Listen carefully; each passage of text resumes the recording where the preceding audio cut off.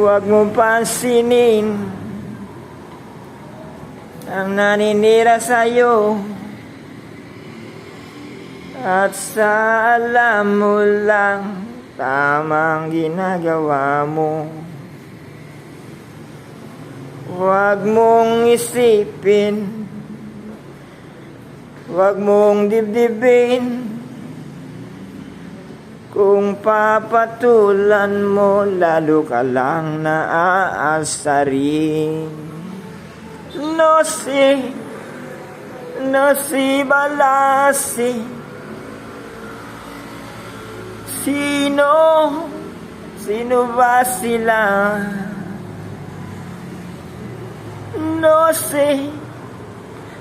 si balasi. Sino ba sila?